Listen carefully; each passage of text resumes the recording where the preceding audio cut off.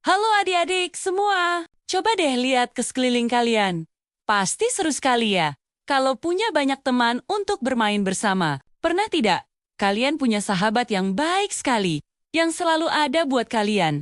Baik waktu senang maupun waktu sedih, sahabat yang selalu siap mendengarkan cerita kalian dan menemani kalian bermain. Punya sahabat seperti itu, pasti rasanya menyenangkan sekali. Nah, hari ini, Kakak mau ajak kalian semua untuk kenalan dengan satu sahabat yang paling istimewa, paling setia, dan paling baik di seluruh dunia. Dia adalah sahabat yang tidak akan pernah meninggalkan kita sendirian. Yuk, kita cari tahu bersama.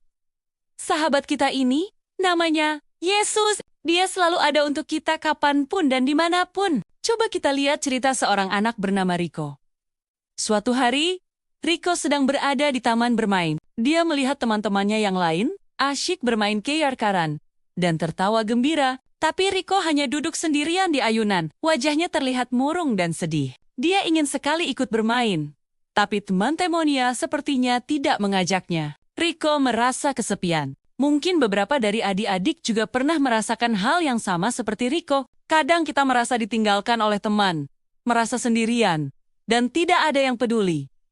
Rasanya tidak enak sekali ya, tapi tahukah kalian, ada satu sahabat yang tidak akan pernah, sekali lagi, tidak akan pernah meninggalkan kita sendirian. Dia selalu ada di samping kita, siap untuk menghibur dan menemani kita. Dia mengerti semua perasaan kita, baik itu rasa sedih, sepi, atau kecewa. Sahabat ini sangat mengasihi kita apa adanya. Siapakah sahabat itu?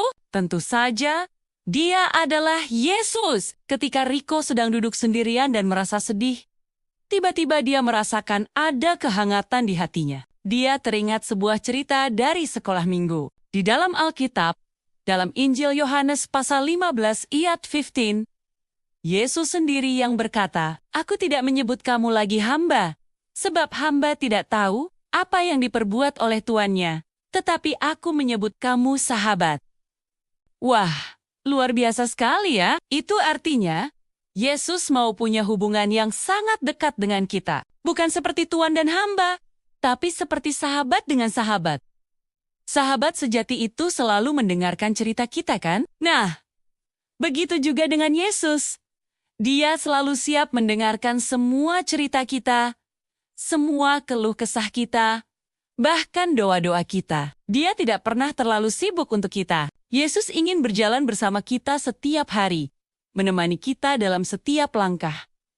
Baik saat kita bermain, belajar, atau bahkan saat kita sedang beristirahat. Dia adalah sahabat yang mengerti kita lebih dari siapapun. Lalu, bagaimana Yesus menunjukkan bahwa dia adalah sahabat yang baik? Yesus menunjukkan kosinaya dengan tindakan nyata. Selama hidupnya di dunia, Yesus selalu menolong orang-orang di sekitarnya. Kita bisa lihat dari cerita-cerita di Alkitab. Yesus menyembuhkan orang yang sakit, bahkan yang penyakitnya sudah sangat parah. Dia memberi makan ribuan orang yang lapar hanya dengan beberapa roti dan ikan. Dia juga menghibur orang-orang yang sedang berduka dan bersedih hati. Yesus selalu peduli dengan keadaan orang lain. Dia tidak pernah membeda-bedakan orang. Inilah bukti kasih seorang sahabat sejati. Dan Yesus telah membuktikan kasih-Nya yang begitu besar untuk kita semua. Ketika Rico mengingat semua ini, hatinya menjadi hangat. Dia tersenyum dan berkata, "Wah, Yesus benar-benar sahabat yang baik. Walaupun teman-temanku tidak mengajakku bermain, aku tidak sendirian. Yesus selalu ada untukku." Perasaan sepinya pun perlahan-lahan hilang, digantikan dengan sukacita karena tahu ia punya sahabat yang begitu setia. Nah, karena Yesus sudah menjadi sahabat kita yang begitu baik, sekarang giliran kita untuk menjadi sahabat yang baik bagi orang lain.